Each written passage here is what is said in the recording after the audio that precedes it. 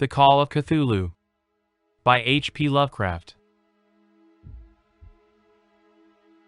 If you are returning to the Classic Masterworks channel, welcome back.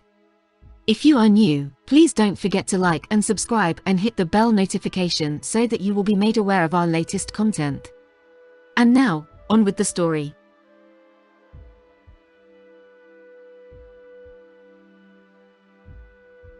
Of such great powers or beings there may be conceivably a survival of a hugely remote period when consciousness was manifested, perhaps, in shapes and forms long since withdrawn before the tide of advancing humanity, forms of which poetry and legend alone have caught a flying memory and called them gods, monsters, mythical beings of all sorts and kinds. Algernon Blackwood. 1.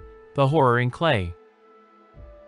The most merciful thing in the world, I think, is the inability of the human mind to correlate all its contents. We live on a placid island of ignorance in the midst of black seas of infinity, and it was not meant that we should voyage far. The sciences, each straining in its own direction, have hitherto harmed us little, but some day the piecing together of dissociated knowledge will open up such terrifying vistas of reality and of our frightful position therein, that we shall either go mad from the revelation or flee from the deadly light into the peace and safety of a new dark age. Theosophists have guessed at the awesome grandeur of the cosmic cycle wherein our world and human race form transient incidents. They have hinted at strange survivals in terms which would freeze the blood if not masked by a bland optimism. But it is not from them that there came the single glimpse of forbidden eons which chills me when I think of it and maddens me when I dream of it. That glimpse, like all dread glimpses of truth, flashed out from an accidental piecing together of separated things, in this case an old newspaper item and the notes of a dead professor. I hope that no one else will accomplish this piecing out. Certainly, if I live, I shall never knowingly supply a link in so hideous a chain. I think that the professor, too, intended to keep silent regarding the part he knew, and that he would have destroyed his notes had not sudden death seized him. My knowledge of the thing began in the winter of 1926-27 with the death of my granduncle, George Gamble Angel, Professor Emeritus of Semitic Languages in Brown University, Providence, Rhode Island. Professor Angel was widely known as an authority on ancient inscriptions, and had frequently been resorted to by the heads of prominent museums, so that his passing at the age of 92 may be recalled by many. Locally, interest was intensified by the obscurity of the cause of death. The professor had been stricken whilst returning from the Newport boat, falling suddenly, as witnesses said, after having been jostled by a nautical-looking Negro who had come from one of the queer dark courts on the precipitous hillside which formed a short cut from the waterfront to the deceased's home in William Street. Physicians were unable to find any visible disorder, but concluded after perplexed debate that some obscure lesion of the heart, induced by the brisk ascent of so steep a hill by so elderly a man, was responsible for the end. At the time I saw no reason to dissent from this dictum, but latterly I am inclined to wonder, and more than wonder. As my granduncle's heir and executor, for he died a childless widower, I was expected to go over his papers with some thoroughness, and for that purpose moved his entire set of files and boxes to my quarters in Boston. Much of the material which I correlated will be later published by the American Archaeological Society, but there was one box which I found exceedingly puzzling, and which I felt much averse from showing to other eyes. It had been locked, and I did not find the key till it occurred to me to examine the personal ring which the professor carried always in his pocket. Then, indeed, I succeeded in opening it, but when I did so seemed only to be confronted by a greater and more closely locked barrier. For what could be the meaning of the queer clay bas-relief and the disjointed jottings, ramblings, and cuttings which I found? Had my uncle, in his latter years, become credulous of the most superficial impostures? I resolved to search out the eccentric sculptor responsible for this apparent disturbance of an old man's peace of mind. The bas-relief was a rough rectangle less than an inch thick and about 5 by 6 inches in area, obviously of modern origin. Its designs, however, were far from modern in atmosphere and suggestion, for, although the vagaries of cubism and futurism are many and wild, they do not often reproduce that cryptic regularity which lurks in prehistoric writing. And writing of some kind, the bulk of these designs seemed certainly to be, though my memory, despite much familiarity with the papers and collections of my uncle, failed in any way to identify this particular species or even hint at its remotest affiliations. Above these apparent hieroglyphics was a figure of evidently pictorial intent, though its impressionistic execution forbade a very clear idea of its nature. It seemed to be a sort of monster, or symbol representing a monster, of a form which only a diseased fancy could conceive. If I say that my somewhat extravagant imagination yielded simultaneous pictures of an octopus, a dragon, and a human caricature, I shall not be unfaithful to the spirit of the thing. A pulpy, tentacled head surmounted a grotesque and scaly body with rudimentary wings, but it was the general outline of the whole which made it most shockingly frightful. Behind the figure was a vague suggestion of a cyclopean architectural background. The writing accompanying this oddity was, aside from a stack of press cuttings, in Professor Engel's most recent hand, and made no pretense to literary style.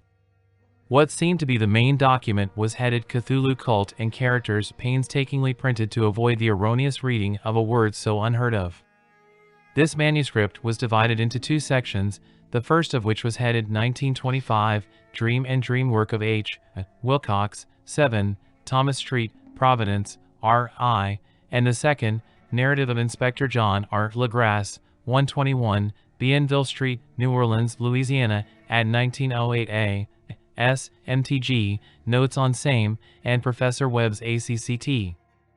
The other manuscript papers were all brief notes, some of them accounts of the queer dreams of different persons, some of them citations from theosophical books and magazines, notably W. Scott Elliott's Atlantis and the Lost Lemuria, and the rest comments on long-surviving secret societies and hidden cults, with references to passages in such mythological and anthropological sourcebooks as Fraser's Golden Bough and Miss Murray's Witch Cult in Western Europe. The cuttings largely alluded to Trey mental illnesses and outbreaks of group folly or mania in the spring of 1925. The first half of the principal manuscript told a very peculiar tale. It appears that on March 1, 1925, a thin, dark young man of neurotic and excited aspect had called upon Professor Angel bearing the singular clay bas-relief, which was then exceedingly damp and fresh. His card bore the name of Henry Anthony Wilcox, and my uncle had recognized him as the youngest son of an excellent family slightly known to him, who had latterly been studying sculpture at the Rhode Island School of Design and living alone at the Fleur-de-Lis building near that institution.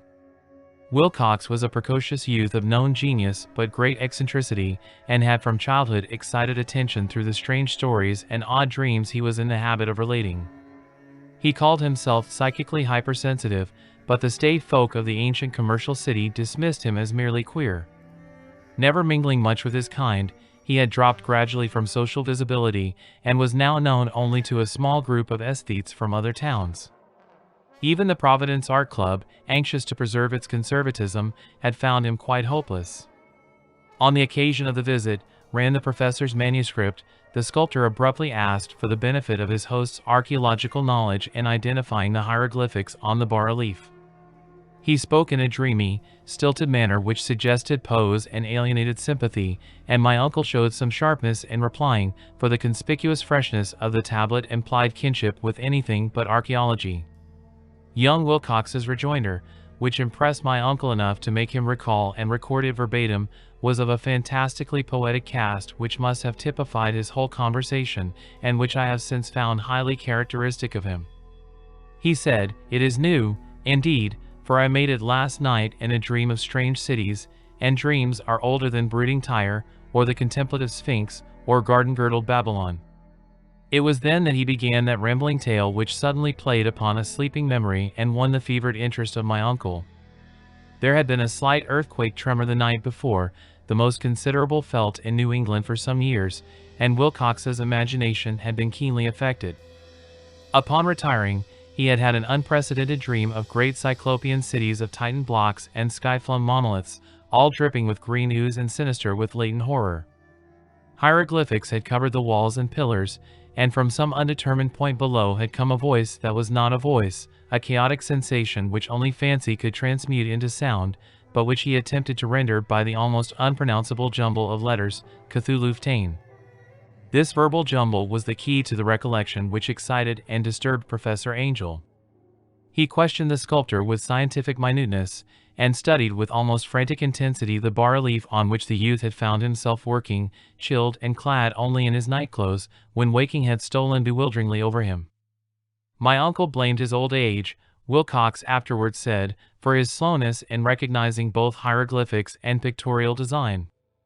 Many of his questions seemed highly out of place to his visitor, especially those which tried to connect the latter with strange cults or societies, and Wilcox could not understand the repeated promises of silence which he was offered in exchange for an admission of membership in some widespread mystical or paganly religious body. When Professor Angel became convinced that the sculptor was indeed ignorant of any cult or system of cryptic lore, he besieged his visitor with demands for future reports of dreams.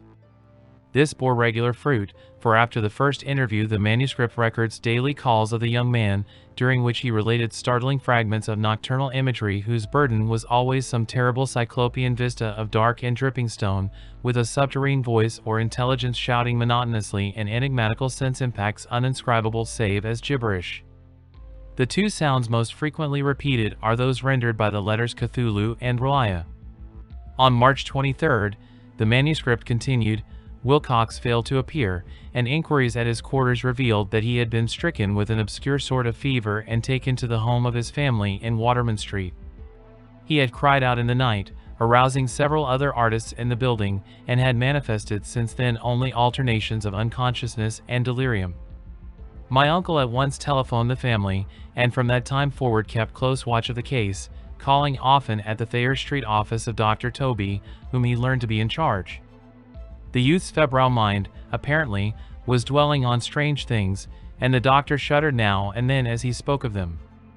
They included not only a repetition of what he had formerly dreamed, but touched wildly on a gigantic thing miles high which walked or lumbered about. He at no time fully described this object, but occasional frantic words, as repeated by Dr. Toby, convinced the professor that it must be identical with the nameless monstrosity he had sought to depict in his dream sculpture. Reference to this object, the doctor added, was invariably a prelude to the young man's subsidence into lethargy. His temperature, oddly enough, was not greatly above normal, but the whole condition was otherwise such as to suggest true fever rather than mental disorder. On April 2nd at about 3 p.m., every trace of Wilcox's malady suddenly ceased. He sat upright in bed, astonished to find himself at home and completely ignorant of what had happened in dream or reality since the night of March 22nd. Pronounced well by his physician, he returned to his quarters in 3 days, but to Professor Angel he was of no further assistance. All traces of strange dreaming had vanished with his recovery, and my uncle kept no record of his night thoughts after a week of pointless and irrelevant accounts of thoroughly usual visions.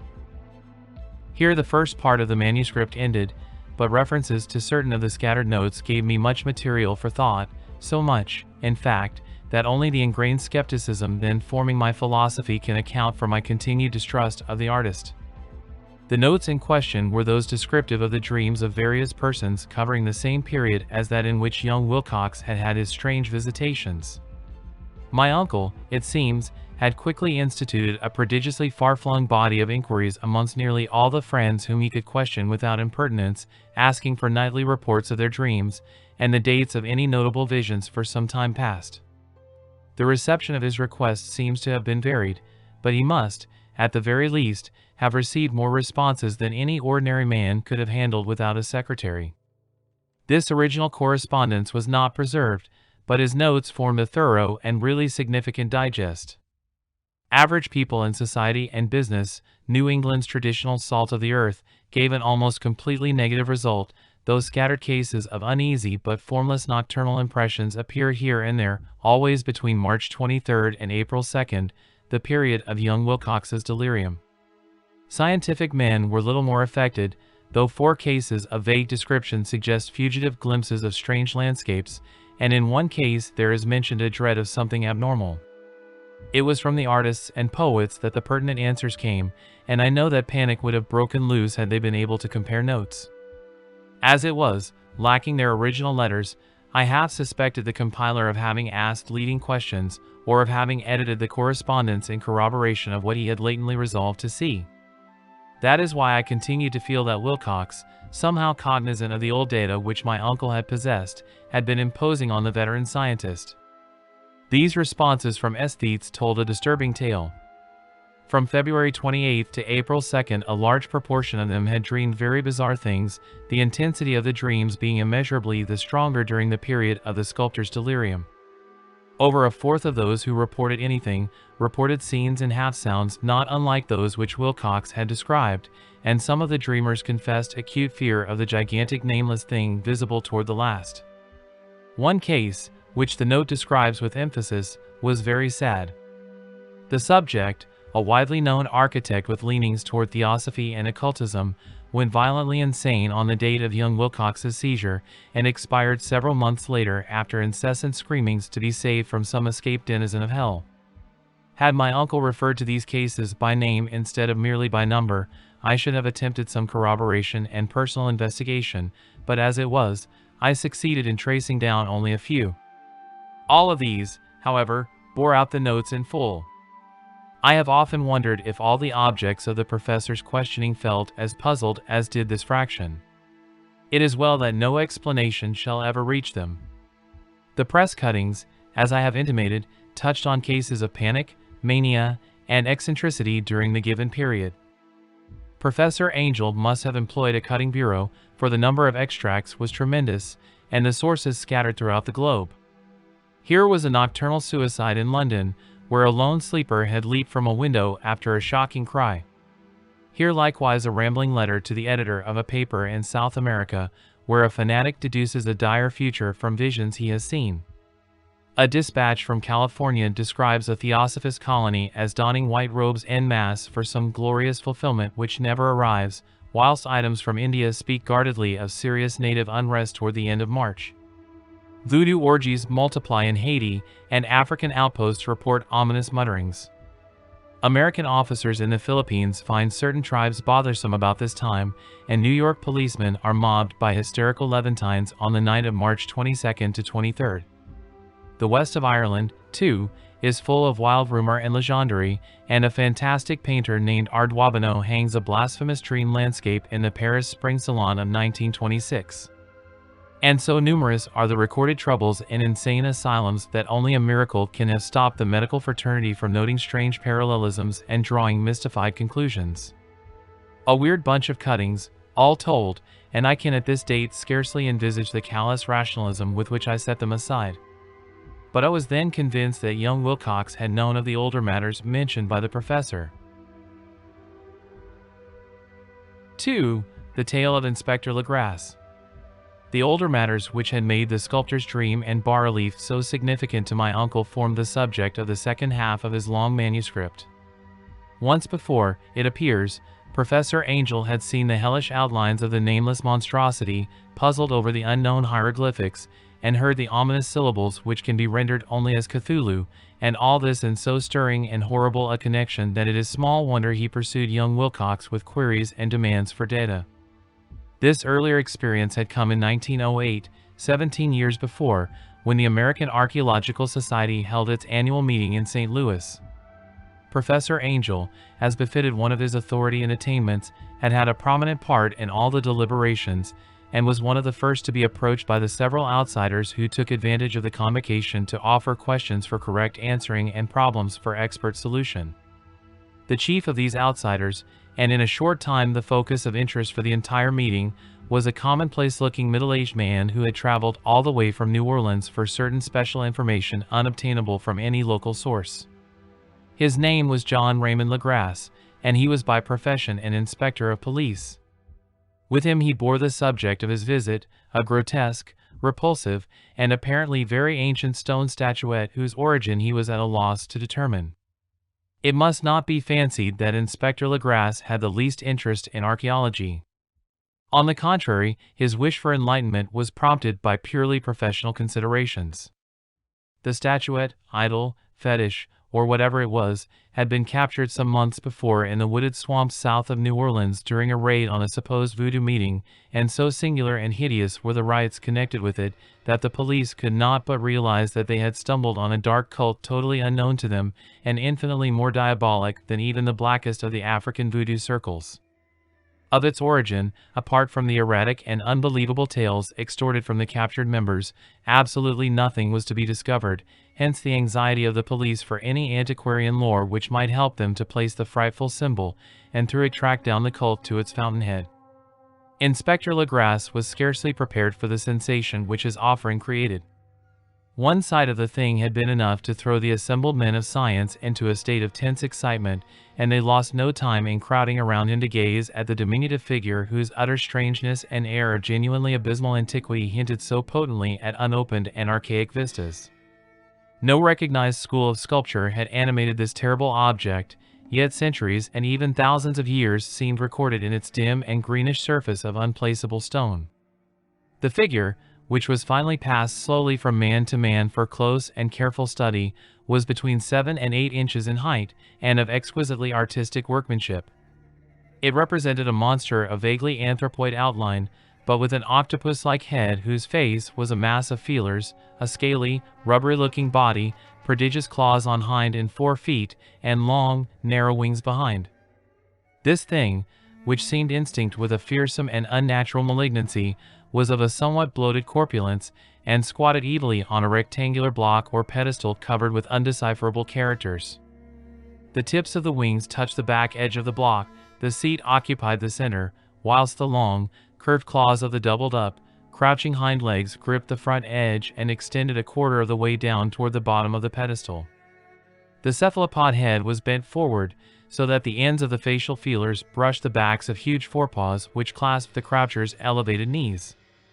The aspect of the whole was abnormally lifelike, and the more subtly fearful because its source was so totally unknown. Its vast, awesome, and incalculable age was unmistakable, yet not one link did it show with any known type of art belonging to civilization's youth, or indeed to any other time. Totally separate and apart, its very material was a mystery, for the soapy, greenish-black stone with its golden or iridescent flecks and striations resembled nothing familiar to geology or mineralogy. The characters along the base were equally baffling, and no member present, despite a representation of half the world's expert learning in this field, could form the least notion of even their remotest linguistic kinship. They, like the subject and material, belonged to something horribly remote and distinct from mankind as we know it, something frightfully suggestive of old and unhallowed cycles of life in which our world and our conceptions have no part. And yet, as the members severally shook their heads and confessed defeat at the inspector's problem, there was one man in that gathering who suspected a touch of bizarre familiarity in the monstrous shape and writing, and who presently told with some diffidence of the odd trifle he knew. This person was the late William Channing Webb, professor of anthropology in Princeton University, and an explorer of no slight note. Professor Webb had been engaged, 48 years before, in a tour of Greenland and Iceland in search of some runic inscriptions which he failed to unearth, and whilst high up on the West Greenland coast had encountered a singular tribe or cult of degenerate Eskimos whose religion, a curious form of devil worship, chilled him with its deliberate bloodthirstiness and repulsiveness. It was a faith of which other Eskimos knew little, and which they mentioned only with shudders, saying that it had come down from horribly ancient eons before ever the world was made.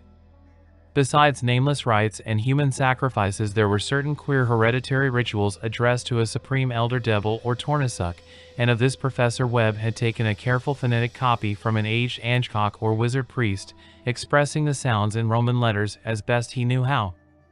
But just now of prime significance was the fetish which this cult had cherished, and around which they danced when the aurora leaped high over the ice cliffs.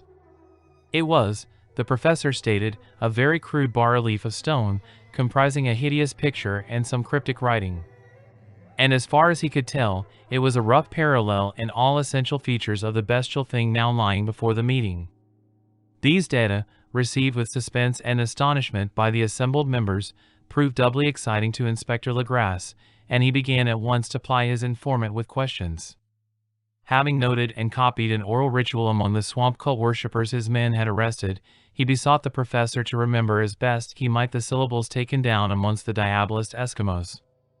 There then followed an exhaustive comparison of details, and a moment of really odd silence when both detective and scientist agreed on the virtual identity of the phrase common to two hellish rituals so many worlds of distance apart.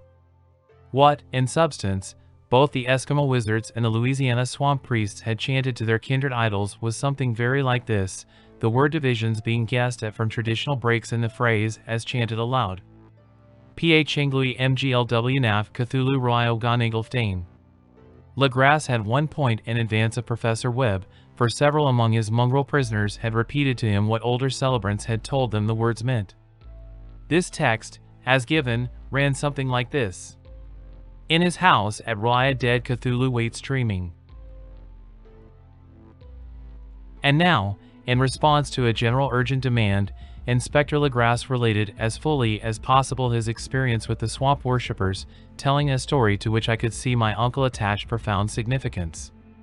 It savored of the wildest dreams of mythmaker and theosophist, and disclosed an astonishing degree of cosmic imagination among such half-castes and pariahs as might be least expected to possess it. On November 1, 1907, there had come to New Orleans police a frantic summons from the swamp and lagoon country to the south.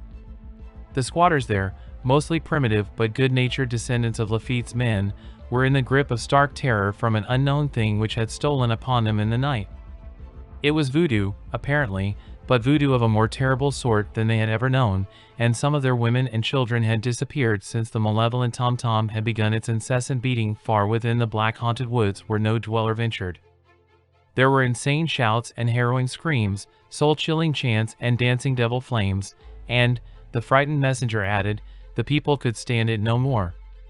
So a body of 20 police, filling 2 carriages and an automobile, had set out in the late afternoon with the shivering squatter as a guide. At the end of the passable road they alighted, and for miles splashed on in silence through the terrible cypress woods where day never came.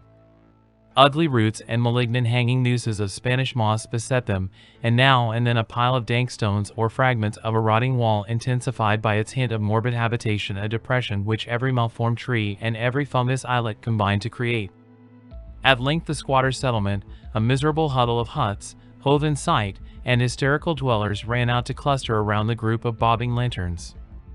The muffled beat of tom-toms was now faintly audible far, far ahead, and a curdling shriek came at infrequent intervals when the wind shifted. A reddish glare, too, seemed to filter through the pale undergrowth beyond endless avenues of forest night.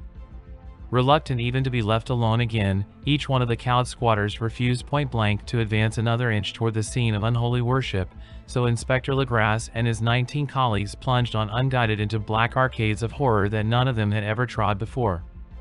The region now entered by the police was one of traditionally evil repute, substantially unknown and untraversed by white men. There were legends of a hidden lake unglimpsed by mortal sight, in which dwelt a huge, formless white polypus thing with luminous eyes, and squatters whispered that bat-winged devils flew up out of caverns in inner earth to worship it at midnight. They said it had been there before D'Iberville, before La Salle, before the Indians, and before even the wholesome beasts and birds of the woods. It was nightmare itself, and to see it was to die. But it made men dream, and so they knew enough to keep away.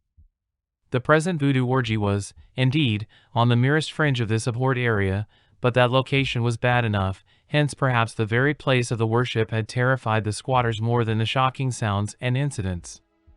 Only poetry or madness could do justice to the noises heard by Legrasse's men as they plowed on through the black morass toward the red glare and the muffled tom-toms.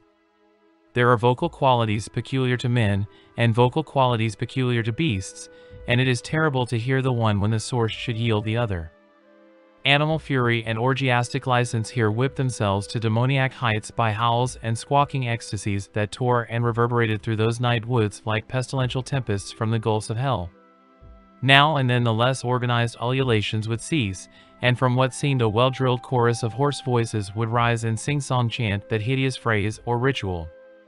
Phnglui mglw naf Cthulhu royo ganigolftain.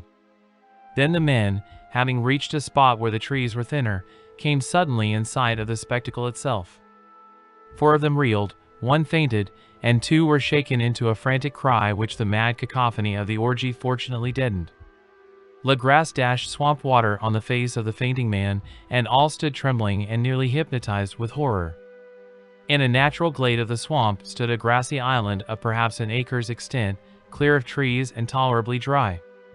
On this now leaped and twisted a more indescribable horde of human abnormality than any but a Sime or an Angarola could paint.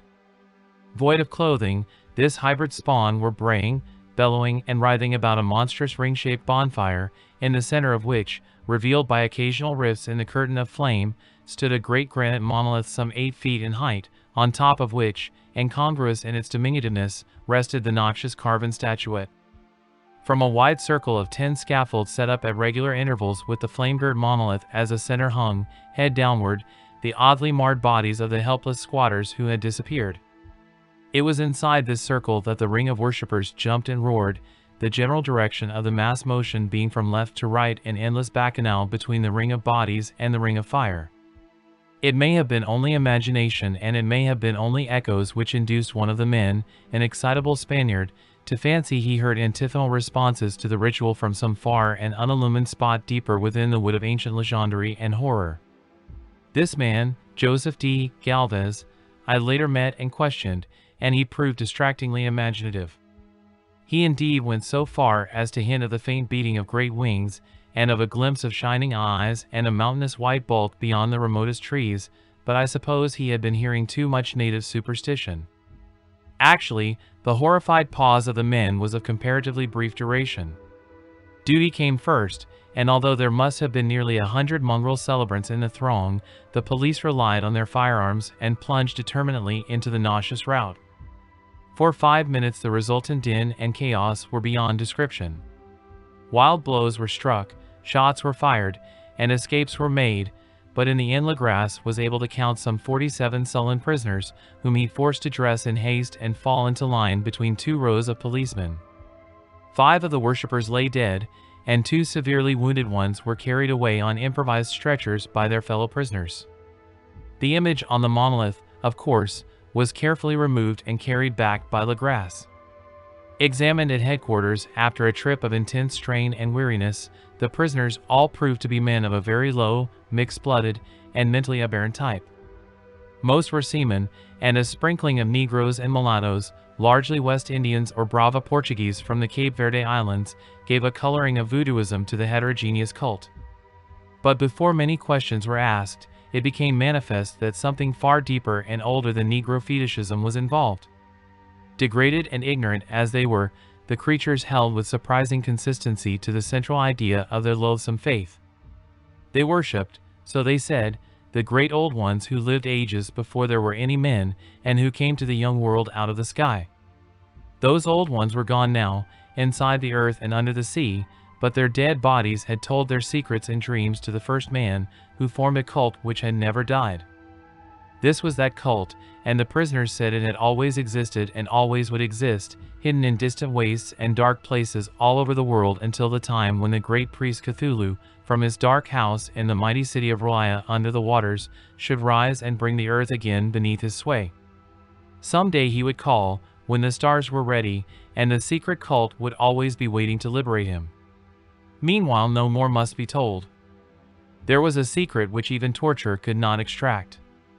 Mankind was not absolutely alone among the conscious things of earth, for shapes came out of the dark to visit the faithful few. But these were not the great old ones. No man had ever seen the old ones.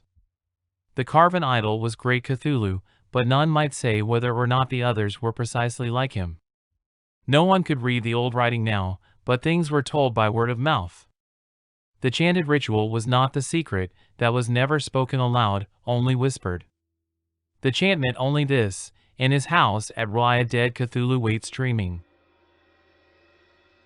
Only 2 of the prisoners were found sane enough to be hanged, and the rest were committed to various institutions.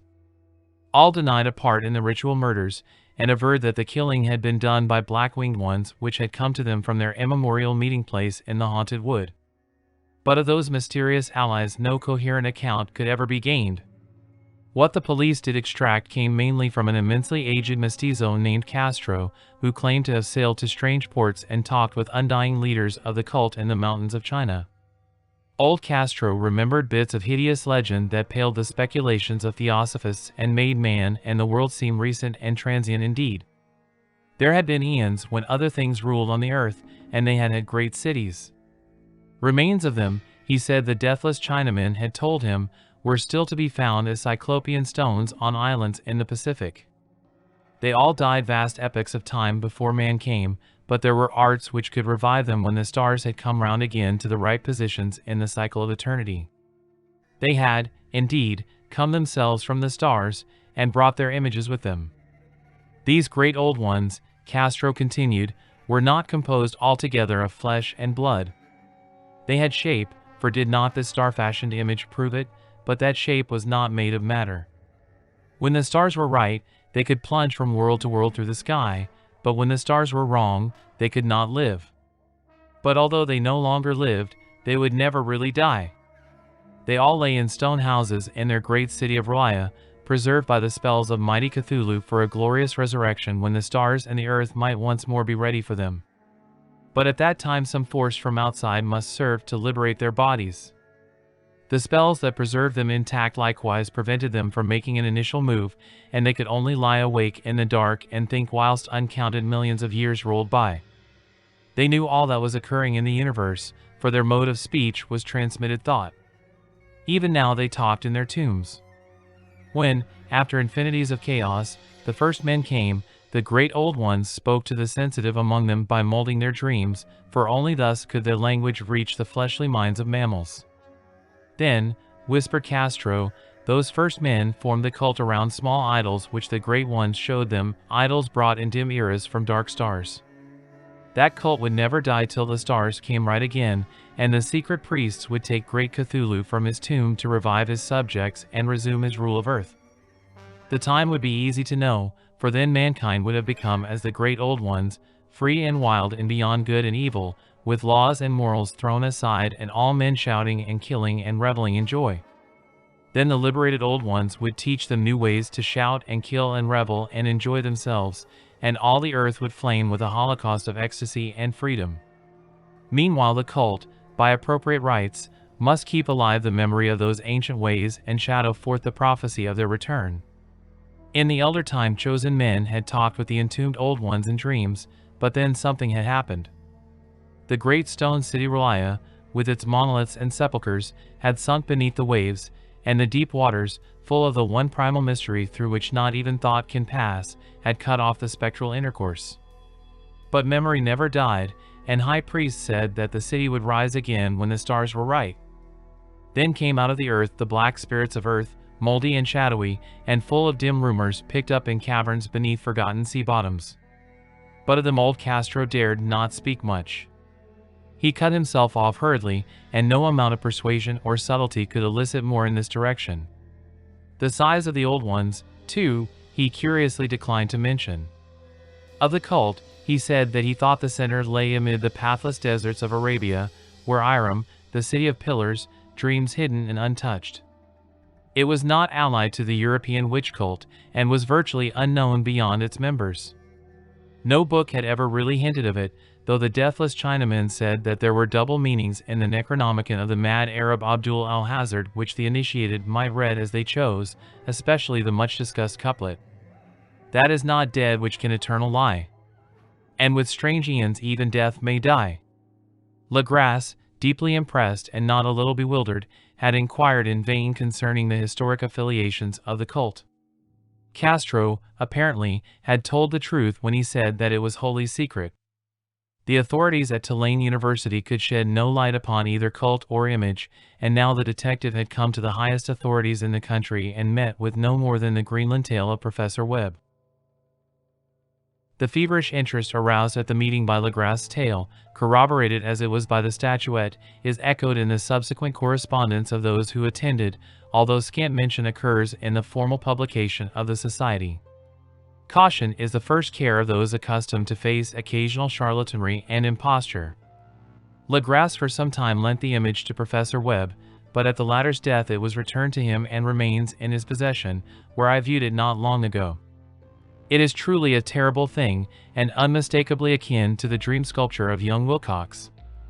That my uncle was excited by the tale of the sculptor I did not wonder, for what thoughts must arise upon hearing, after a knowledge of what Legras had learned of the cult, of a sensitive young man who had dreamed not only the figure and exact hieroglyphics of the swamp-found image and the Greenland devil tablet, but had come in his dreams upon at least 3 of the precise words of the formula uttered alike by Eskimo Diabolists and mongrel Louisianans?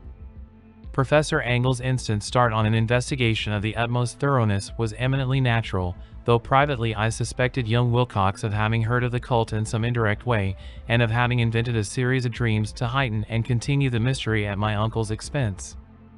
The dream narratives and cuttings collected by the professor were, of course, strong corroboration, but the rationalism of my mind and the extravagance of the whole subject led me to adopt what I thought the most sensible conclusions. So, after thoroughly studying the manuscript again and correlating the theosophical and anthropological notes with the cult narrative of Legrasse, I made a trip to Providence to see the sculptor and give him the rebuke I thought proper for so boldly imposing upon a learned and aged man.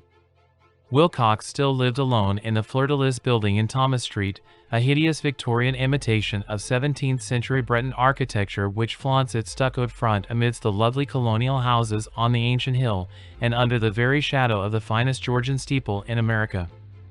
I found him at work in his rooms, and at once conceded from the specimens scattered about that his genius is indeed profound and authentic. He will, I believe, be heard from sometime as one of the great decadents, for he has crystallized in clay and will one day mirror in marble those nightmares and fantasies which Arthur Machen evokes in prose, and Clark Ashton Smith makes visible in verse and in painting. Dark, frail, and somewhat unkempt in aspect, he turned languidly at my knock and asked me my business without rising. When I told him who I was, he displayed some interest, for my uncle had excited his curiosity in probing his strange dreams, yet had never explained the reason for the study. I did not enlarge his knowledge in this regard, but sought with some subtlety to draw him out. In a short time I became convinced of his absolute sincerity, for he spoke of the dreams in a manner none could mistake. They and their subconscious residuum had influenced his art profoundly, and he showed me a morbid statue whose contours almost made me shake with the potency of its black suggestion. He could not recall having seen the original of this thing except in his own dream bas-relief, but the outlines had formed themselves insensibly under his hands. It was, no doubt, the giant shape he had raved of in delirium. That he really knew nothing of the hidden cult, save from what my uncle's relentless catechism had let fall, he soon made clear, and again I strove to think of some way in which he could possibly have received the weird impressions. He talked of his dreams in a strangely poetic fashion, making me see with terrible vividness the damp cyclopean city of slimy green stone, whose geometry, he oddly said, was all wrong, and hear with frightened expectancy the ceaseless, half-mental calling from underground, Cthulhu Ftane, Cthulhu Ftane. These words had formed part of that dread ritual which told of dead Cthulhu's dream vigil in his stone vault at R'lyeh, and I felt deeply moved despite my rational beliefs. Wilcox, I was sure, had heard of the cult in some casual way, and had soon forgotten it amidst the mass of his equally weird reading and imagining. Later, by virtue of its sheer impressiveness, it had found subconscious expression in dreams, in the bas-relief, and in the terrible statue I now beheld, so that his imposture upon my uncle had been a very innocent one. The youth was of a type, at once slightly affected and slightly ill-mannered, which I could never like, but I was willing enough now to admit both his genius and his honesty. I took leave of him amicably, and wish him all the success his talent promises. The matter of the cult still remained to fascinate me, and at times I had visions of personal fame from researches into its origin and connections. I visited New Orleans, talked with Legrasse and others of that old-time raiding party, saw the frightful image, and even questioned such of the mongrel prisoners as still survived. Old Castro, unfortunately, had been dead for some years. What I now heard so graphically at first hand, though it was really no more than a detailed confirmation of what my uncle had written, excited me afresh, for I felt sure that I was on the track of a very real, very secret, and very ancient religion whose discovery would make me an anthropologist of note. My attitude was still one of absolute materialism, as I wish it still were, and I discounted with almost inexplicable perversity the coincidence of the dream notes and odd cuttings collected by Professor Angel. One thing which I began to suspect, and which I now fear I know, is that my uncle's death was far from natural. He fell on a narrow hill street leading up from an ancient waterfront swarming with foreign mongrels, after a careless push from a Negro sailor. I did not forget the mixed blood and marine pursuits of the cult members in Louisiana, and would not be surprised to learn of secret methods and poison needles as ruthless and as anciently known as the cryptic rites and beliefs. Legrasse and his men, it is true, have been let alone, but in Norway a certain seaman who saw things is dead. Might not the deeper inquiries of my uncle after encountering the sculptor's data have come to sinister ears? I think Professor Angel died because he knew too much, or because he was likely to learn too much. Whether I shall go as he did remains to be seen, for I have learned much now. 3. The Madness from the Sea. If heaven ever wishes to grant me a boon, it will be a total effacing of the results of a mere chance which fixed my eye on a certain stray piece of shelf paper. It was nothing on which I would naturally have stumbled in the course of my daily round, for it was an old number of an Australian journal, Sydney Bulletin for April 18, 1925. It had escaped even the cutting bureau, which had at the time of its issuance been avidly collecting material for my uncle's research. I had largely given over my inquiries into what Professor Angel called the Cthulhu cult, and was visiting a learned friend of Paterson, New Jersey, the curator of a local museum and a mineralogist of note. Examining one day the reserved specimens roughly set on the storage shelves in a rear room of the museum, my eye was caught by an odd picture in one of the old papers spread beneath the stones. It was the Sydney Bulletin I have mentioned, for my friend has wide affiliations in all conceivable foreign parts, and the picture was a half-tone cut of a hideous stone image almost identical with that which Legrasse had found in the swamp. Eagerly clearing the sheet of its precious contents, I scanned the item in detail, and was disappointed to find it of only moderate length. What it suggested, however, was of portentous significance to my flagging quest, and I carefully tore it out for immediate action. It read as follows: Mystery derelict found at sea. Vigilant arrives with helpless armed New Zealand yacht in tow. One survivor and dead man found aboard. Tale of desperate battle and deaths at sea. Rescued seaman refuses particulars of strange experience. Odd idol found in his possession. Inquiry to follow. The Morrison Company S. Freighter Vigilant, bound from Valparaiso, arrived this morning at its wharf in Darling Harbor, having in tow the battled and disabled but heavily armed steam yacht Alert of Dunedin, N.Z., which was sighted April 12 in S. latitude 34 degrees 21 minutes, W. longitude 152 degrees 17 minutes, with one living and one dead man aboard. The Vigilant left Valparaiso March 25, and on April 2D was driven considerably south of her course by exceptionally heavy storms and monster waves. On April 12 the derelict was sighted, and though apparently deserted, was found upon boarding to contain one survivor in a half-delirious condition and one man who had evidently been dead for more than a week. The living man was clutching a horrible stone idol of unknown origin, about a foot in height, regarding whose nature authorities at Sydney University, the Royal Society, and the museum in College Street all profess complete bafflement, and which the survivor says he found in the cabin of the yacht, in a small carved shrine of common pattern. This man, after recovering his senses, told an exceedingly strange story of piracy and slaughter. He is Gustav Johansen, a Norwegian of some intelligence, and had been second mate of the two-masted schooner Emma of Auckland, which sailed for Callao February 20th, with a complement of 11 men. The Emma, he says, was delayed and thrown widely south of her course by the great storm of March 1st, and on March 22d, in S. latitude 49 degrees 51, W. longitude 128 degrees 34, encountered the Alert, manned by a queer and evil-looking crew of Kanakas and half-castes. Being ordered peremptorily to turn back, Captain Collins refused, whereupon the strange crew began to fire savagely and without warning upon the schooner with a peculiarly heavy battery of brass cannon forming part of the yacht's equipment. The Emma's men showed fight, says the survivor, and though the schooner began to sink from shots beneath the waterline, they managed to heave alongside their enemy and board her, grappling with the savage crew on the yacht's deck, and being forced to kill them all, the number being slightly superior, because of their particularly abhorrent and desperate though rather clumsy mode of fighting.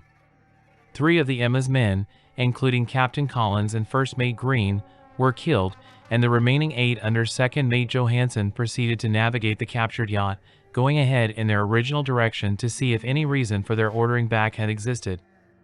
The next day, it appears, they raised and landed on a small island, although none is known to exist in that part of the ocean, and 6 of the men somehow died ashore, though Johansen is queerly reticent about this part of his story and speaks only of their falling into a rock chasm. Later, it seems, he and one companion boarded the yacht and tried to manage her, but were beaten about by the storm of April 2nd. From that time till his rescue on the 12th, the man remembers little, and he does not even recall when William Bryden, his companion, died. Bryden's death reveals no apparent cause, and was probably due to excitement or exposure. Cable advices from Dunedin report that the Alert was well known there as an island trader and bore an evil reputation along the waterfront. It was owned by a curious group of half-castes whose frequent meetings and night trips to the woods attracted no little curiosity, and it had set sail in great haste just after the storm and earth tremors of March 1st. Our Auckland correspondent gives the Emma and her crew an excellent reputation, and Johansen is described as a sober and worthy man. The Admiralty will institute an inquiry on the whole matter beginning tomorrow, at which every effort will be made to induce Johansen to speak more freely than he has done hitherto. This was all, together with the picture of the hellish image, but what a train of ideas it started in my mind. Here were new treasuries of data on the Cthulhu cult, and evidence that it had strange interests at sea as well as on land. What motive prompted the hybrid crew to order back the Emma as they sailed about with their hideous idol?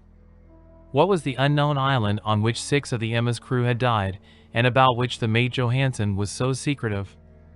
What had the Vice Admiralty's investigation brought out, and what was known of the noxious cult in Dunedin? And most marvelous of all, what deep and more than natural linkage of dates was this which gave a malign and now undeniable significance to the various turns of events so carefully noted by my uncle?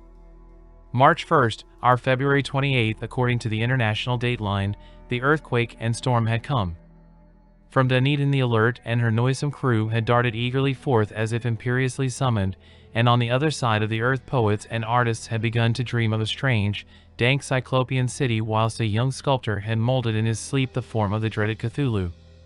March 23rd, the crew of the Emma landed on an unknown island and left 6 men dead, and on that date the dreams of sensitive men assumed a heightened vividness and darkened with dread of a giant monster's malign pursuit, whilst an architect had gone mad and a sculptor had lapsed suddenly into delirium. And what of this storm of April 2nd, the date on which all dreams of the dank city ceased, and Wilcox emerged unharmed from the bondage of strange fever? What of all this, and of those hints of old Castro about the sunken, star-born old ones and their coming reign, their faithful cult and their mastery of dreams?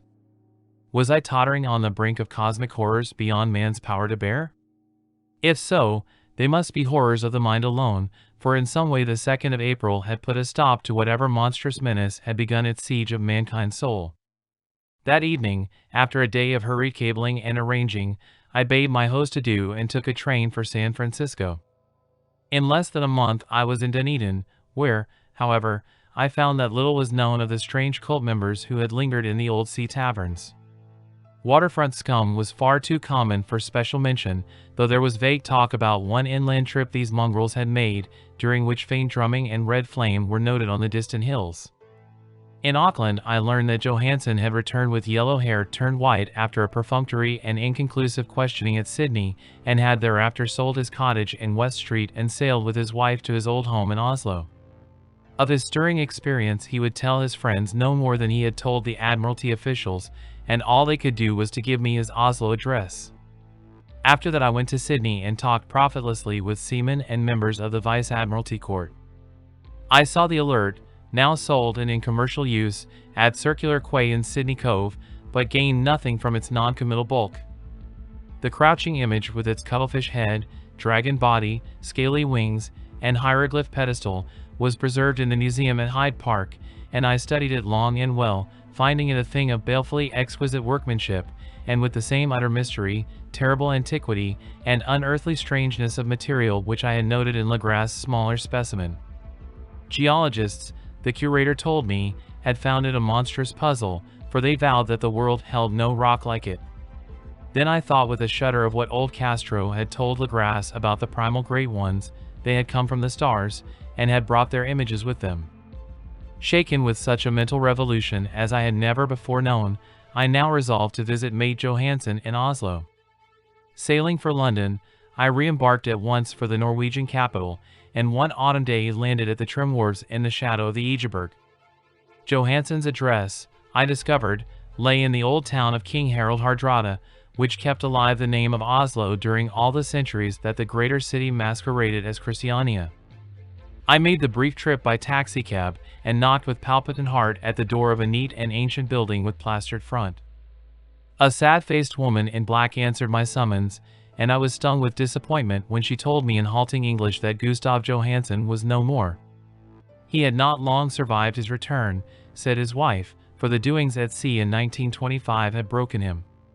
He had told her no more than he had told the public, but had left a long manuscript of technical matters, as he said, written in English, evidently in order to safeguard her from the peril of casual perusal. During a walk through a narrow lane near the Gothenburg dock, a bundle of papers falling from an attic window had knocked him down. 2 Lascar sailors at once helped him to his feet, but before the ambulance could reach him he was dead. Physicians found no adequate cause for the end, and laid it to heart trouble and a weakened constitution. I now felt gnawing at my vitals that dark terror which will never leave me till I, too, am at rest, accidentally or otherwise. Persuading the widow that my connection with her husband's technical matters was sufficient to entitle me to his manuscript, I bore the document away and began to read it on the London boat. It was a simple, rambling thing, a naive sailor's effort at a post facto diary, and strove to recall day by day that last awful voyage. I cannot attempt to transcribe it verbatim in all its cloudiness and redundance, but I will tell its gist enough to show why the sound of the water against the vessel's sides became so unendurable to me that I stopped my ears with cotton. Johansen, thank God, did not know quite all, even though he saw the city and the thing, but I shall never sleep calmly again when I think of the horrors that lurk ceaselessly behind life in time and in space, and of those unhallowed blasphemies from elder stars which dream beneath the sea, known and favored by a nightmare cult ready and eager to loose them on the world whenever another earthquake shall heave their monstrous stone city again to the sun and air. Johansen's voyage had begun just as he told it to the Vice-Admiralty. The Emma, in ballast, had cleared Auckland on February 20th, and had felt the full force of that earthquake-born tempest which must have heaved up from the sea bottom the horrors that filled men's dreams. Once more under control, the ship was making good progress when held up by the Alert on March 22nd, and I could feel the mate's regret as he wrote of her bombardment and sinking. Of the swarthy cult fiends on the Alert he speaks with significant horror. There was some peculiarly abominable quality about them which made their destruction seem almost a duty, and Johansen shows ingenuous wonder at the charge of ruthlessness brought against his party during the proceedings of the Court of Inquiry. Then, driven ahead by curiosity in their captured yacht under Johansen's command, the men sighted a great stone pillar sticking out of the sea, and in S. latitude 47 degrees 9 minutes, W. longitude 126 degrees 43 minutes come upon a coastline of mingled mud, ooze, and weedy cyclopean masonry which can be nothing less than the tangible substance of Earth's supreme terror, the nightmare corpse city of Roya, that was built in measureless eons behind history by the vast, loathsome shapes that seep down from the dark stars. There lay great Cthulhu and his hordes, hidden in green slimy vaults and sending out at last, after cycles incalculable, the thoughts that spread fear to the dreams of the sensitive and called imperiously to the faithful to come on a pilgrimage of liberation and restoration. All this Johansen did not suspect, but God knows he soon saw enough. I suppose that only a single mountain top, the hideous monolith-crowned citadel whereon great Cthulhu was buried, actually emerged from the waters. When I think of the extent of all that may be brooding down there, I almost wish to kill myself forthwith. Johansen and his men were awed by the cosmic majesty of this dripping Babylon of elder demons, and must have guessed without guidance that it was nothing of this or of any sane planet. Awe at the unbelievable size of the greenish stone blocks, at the dizzying height of the great carven monolith, and at the stupefying identity of the colossal statues and bas-reliefs with the queer image found in the shrine on the Alert, is poignantly visible in every line of the mate's frightened description. Without knowing what futurism is like, Johansen achieved something very close to it when he spoke of the city, for instead of describing any definite structure or building, he dwells only on the broad impressions of vast angles and stone surfaces, surfaces too great to belong to anything right or proper for this earth, and impious with horrible images and hieroglyphs. I mention his talk about angles because it suggests something Wilcox had told me of his awful dreams. He had said that the geometry of the dream place he saw was abnormal, non-Euclidean, and loathsomely relative spheres and dimensions apart from ours. Now an unlettered seaman felt the same thing whilst gazing at the terrible reality. Johansen and his men landed at a sloping mudbank on this monstrous acropolis, and clambered slipperily up over tight and oozy blocks which could have been no mortal staircase. The very sun of heaven seemed distorted when viewed through the polarizing miasma welling out from this sea-soaked perversion, and twisted menace and suspense lurked leeringly in those crazily elusive angles of carven rock where a second glance showed concavity after the first showed convexity.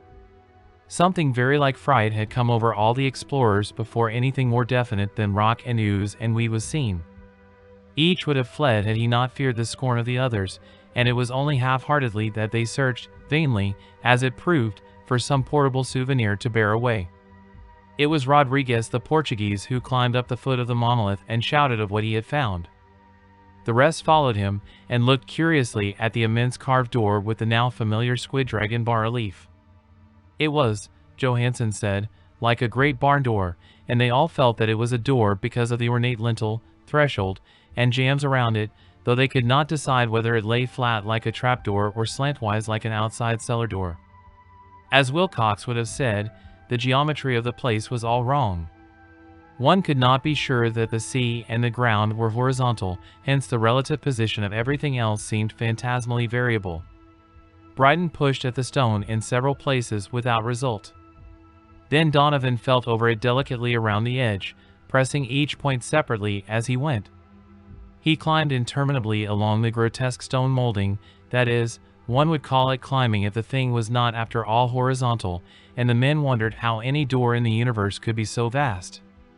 Then, very softly and slowly, the acre-great panel began to give inward at the top, and they saw that it was balanced. Donovan slid or somehow propelled himself down or along the jamb and rejoined his fellows, and everyone watched the queer recession of the monstrously carven portal. In this fantasy of prismatic distortion it moved anomalously in a diagonal way, so that all the rules of matter and perspective seemed upset. The aperture was black with a darkness almost material. That tenebrousness was indeed a positive quality, for it obscured such parts of the inner walls as ought to have been revealed, and actually burst forth like smoke from its eon-long imprisonment, visibly darkening the sun as it slunk away into the shrunken and gibbous sky on flapping membranous wings.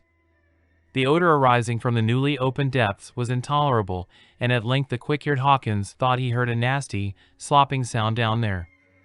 Everyone listened, and everyone was listening still when it lumbered slobberingly into sight and gropingly squeezed its gelatinous green immensity through the black doorway into the tainted outside air of that poisoned city of madness.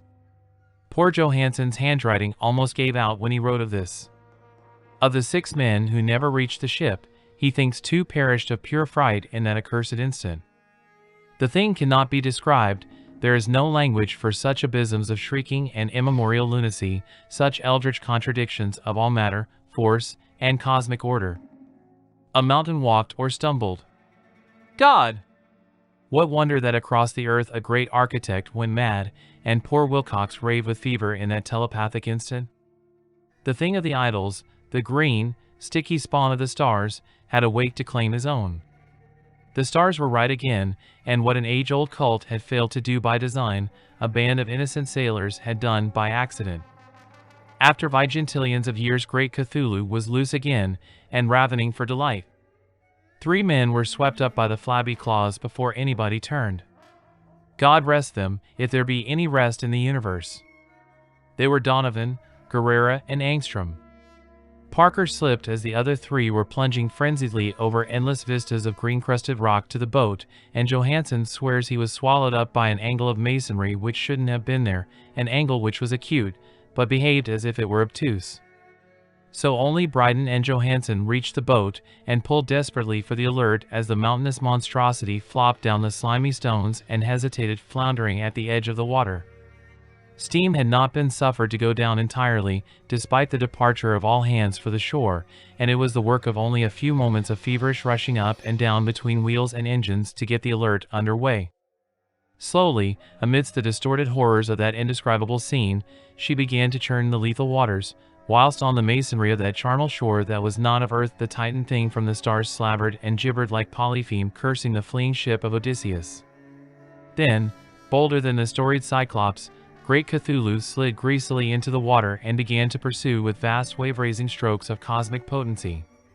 Bryden looked back and went mad, laughing shrilly as he kept on laughing at intervals till death found him one night in the cabin whilst Johansen was wandering deliriously.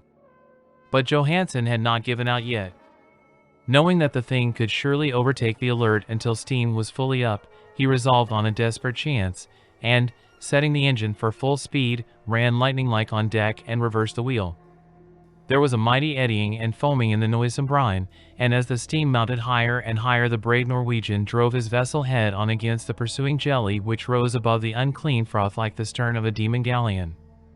The awful squid-head with writhing feelers came nearly up to the bowsprit of the sturdy yacht, but Johansen drove on relentlessly. There was a bursting as of an exploding bladder, a slushy nastiness as of a cloven sunfish, a stench as of 1,000 open graves, and a sound that the chronicler would not put on paper. For an instant the ship was befouled by an acrid and blinding green cloud, and then there was only a venomous seething astern, where, God in heaven, the scattered plasticity of that nameless sky-spawn was nebulously recombining in its hateful original form, whilst its distance widened every second as the alert gained impetus from its mounting steam. That was all. After that Johansen only brooded over the idol in the cabin and attended to a few matters of food for himself and the laughing maniac by his side. He did not try to navigate after the first bold flight, for the reaction had taken something out of his soul. Then came the storm of April 2nd, and a gathering of the clouds about his consciousness. There is a sense of spectral whirling through liquid gulfs of infinity, of dizzying rides through reeling universes on a comet's tail, and of hysterical plunges from the pit to the moon and from the moon back again to the pit, all livened by a cachinnating chorus of the distorted, hilarious elder gods and the green, bat-wing mocking imps of Tartarus. Out of that dream came rescue, the Vigilant, the Vice-Admiralty Court, the streets of Dunedin, and the long voyage back home to the old house by the Egeberg. He could not tell. They would think him mad. He would write of what he knew before death came, but his wife must not guess. Death would be a boon if only it could blot out the memories. That was the document I read, and now I have placed it in the tin box beside the bas-relief and the papers of Professor Angel. With it shall go this record of mine, this test of my own sanity, wherein is pieced together that which I hope may never be pieced together again. I have looked upon all that the universe has to hold of horror, and even the skies of spring and the flowers of summer must ever afterward be poison to me. But I do not think my life will be long. As my uncle went, as poor Johansen went, so I shall go. I know too much, and the cult still lives. Cthulhu still lives, too, I suppose, again in that chasm of stone which has shielded him since the sun was young.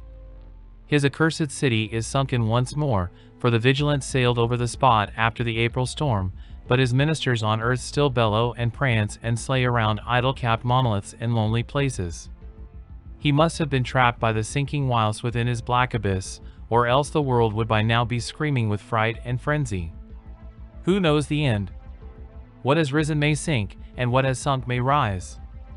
Loathsomeness waits and dreams in the deep, and decay spreads over the tottering cities of men. A time will come, but I must not and cannot think. Let me pray that, if I do not survive this manuscript, my executors may put caution before audacity and see that it meets no other eye. Thank you for watching. If you are returning to the Classic Masterworks channel, welcome back. If you are new, please don't forget to like and subscribe and hit the bell notification so that you will be made aware of our latest content.